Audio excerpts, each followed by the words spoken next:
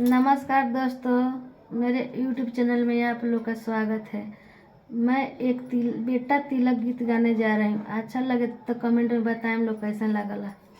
श्री राम जय निकली ले जंगल से, श्री राम जय निकली ले जंगल से, एक दुल्हा निकाल से महल से, एक दुल्हा निकाल से महल से, दो हांडा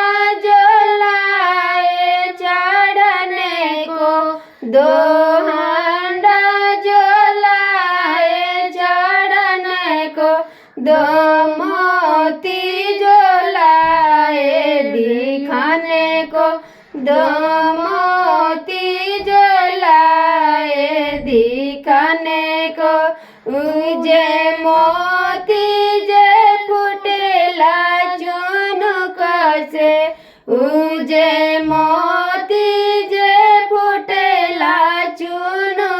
से, दिला टूटेला झूठा भजन से, दिला टूटे